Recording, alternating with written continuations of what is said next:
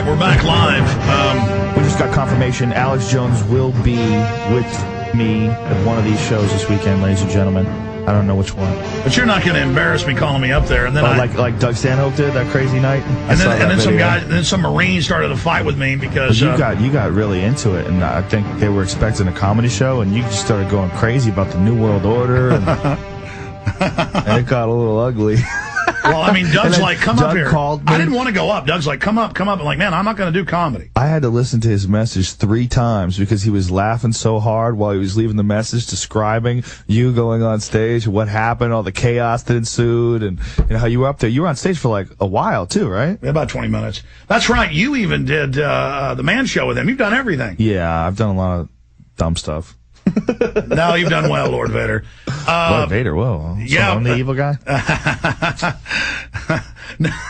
No, but there were some troops in the front row, and they didn't like me being anti-war. Well, you know what? I mean, troops never want to hear that. They, if they're risking their life going over there, they want to think that it's for a noble and just cause. And, in that sense, their actions are heroic. But I just don't want more coffins coming back. Sure, of course. And 1.5 million dead Iraqis. Well, not only that. I mean, the whole idea of war in this day and age, it's a shell game. You're taking one leader, a leader of a group of people, and saying that he's going to protect them from another group of people that's wielded by another leader. And the U.S. put Saddam in to begin with, told him to invade Kuwait. Well, I mean, the whole conflict and resolution thing, the way it's set up, it's almost like there has to be war. There has to be problem. If there isn't, there's no way to keep control of the entire population and keep them from assimilating into one gigantic mass. I mean, that's really what people are holding back. That's it. The ability to communicate with everybody and the ability to think of all of us as just brothers and sisters on this planet, just fellow human beings. Instead of playing us off against each other. Exactly. The playing us off against each other, just going off our basest fears. I mean, that's what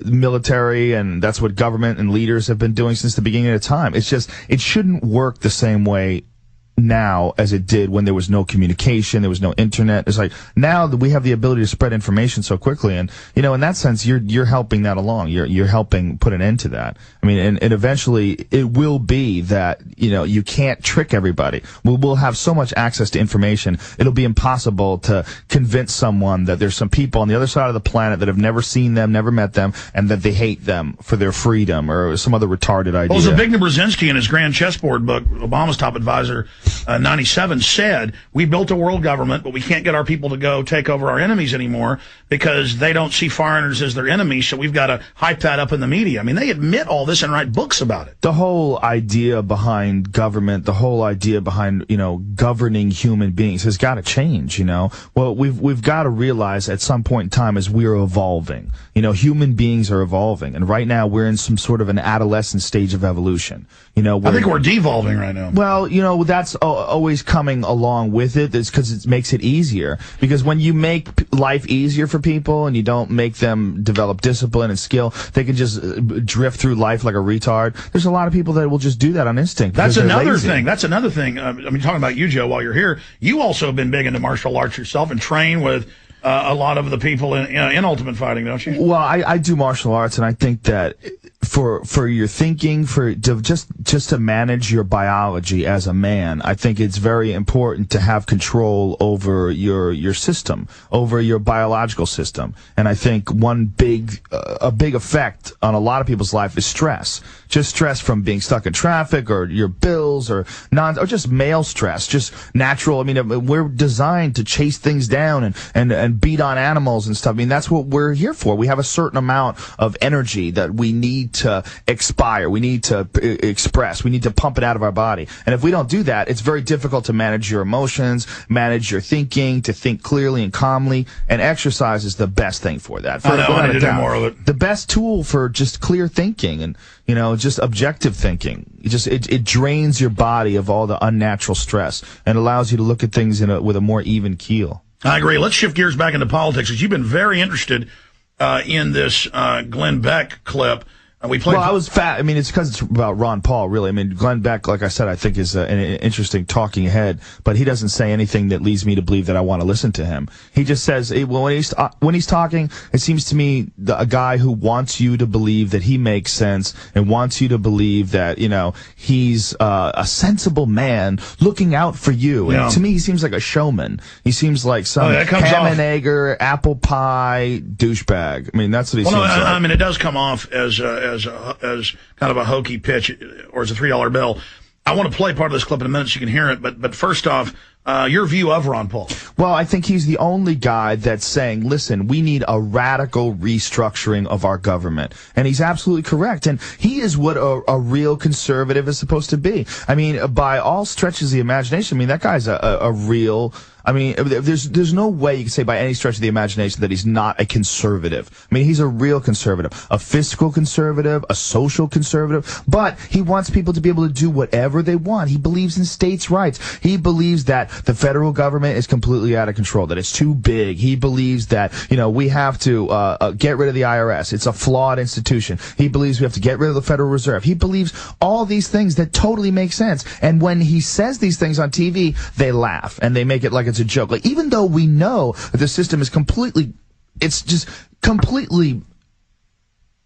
unfixable. I mean, if you look at the way it is now, just it's a honeycomb of corruption and just bureaucratic BS and red tape, and it's just God, it's that's what I was gigantic. About. That's my next question. Let's continue along, Ron Paul. It's a business. The government is a business, and we need, and at the way this world is structured, it's almost like we need that business to keep running in this ridiculous manner and it's in order predatory. to keep people working. Like a drug war. It's predatory. It is predatory. It feeds on other people. I mean, look, the whole idea behind private prisons. I mean, that's completely insane. That people can profit off of other people being in jail. Well, if that's the case, then they're going to support things that make more people and go they to do. jail. They lobby to keep somebody caught with a marijuana cigarette in prison making widgets for them.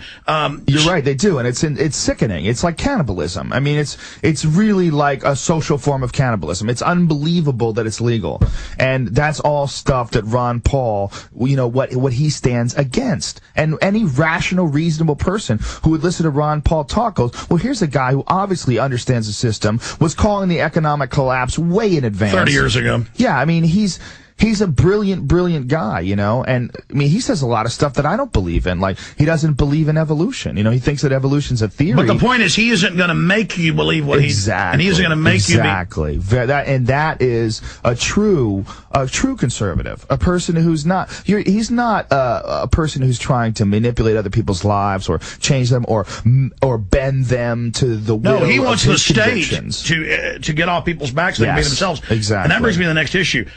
George Bush campaigned to cut government, to not have foreign adventures, to not have wars, but his own documents that have now come out, PNAC, show that was their plan all along. That was a betrayal of true conservatives that drank the Kool-Aid thinking he would reverse what Clinton did. Right. And then it was far worse than Clinton. Now with Obama, Bush tripled the size of government. Now Obama's saying he's going to expand it even more. He's saying change is even bigger government, bigger state, but the people coming in and these youth brigades and 18 to 24, and it's now on the White House website, forced service, but it's a domestic draft where you do stuff for the government domestically. That's 180 degrees from the Bill of Rights, the Constitution. So segueing into that, what do you think of the change, and it is change, more of the same, but of Barack Obama? Well, I'm definitely apprehensive of a bigger government, no matter what. I mean, a bigger government, to me, sounds like more possibilities for problems, but a bigger government that's not this government, you know, I mean, maybe what he's going to do will add to it in a positive way. Well, I gotta tell you, he's totally on the bank. I mean, he is the man of the bankers. He got the banker takeover bill, which then they bait and switch and didn't spend for what they said, and now they're saying the money's secret.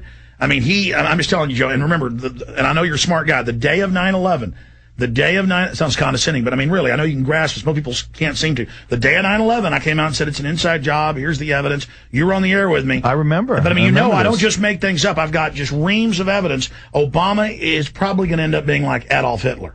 I mean, I'm saying if you think Bush was bad, prepare yourself. Really? You really think that it's going to... I mean, but he seems to be so socially liberal, and it seems like he wants to close Guantanamo Bay, and he wants to... But see, if you... Exactly. Not but really? ABC News admits they're going to open them up in the U.S., He's shutting that one down, paying lip service that he's against it, while opening more and leaving the ghost sites in Europe, the real camps open. And what are these real camps in Europe? There's torture camps? Yeah, oh, yeah. They're in Romania. They're in Latin America. They are in Jordan. They're in Egypt. They're in Poland. They're in Czech Republic. And it is... Now, but let me ask you this. If you think that the New World Order is in control of the world and then they manipulate the world's government, why do they need a Guantanamo Bay? Why do they need to torture some Because they need... Well, why did the Catholic Church need to have inquisitors who torture people to say they'd committed these crimes or witchcraft? Because they had to legitimize the whole suppression thing they were doing. They torture you to get fake confessions. Here's an example. 3 weeks ago, they roll in, 6 defendants out of Guantanamo. They've been held between 7 and 5 years.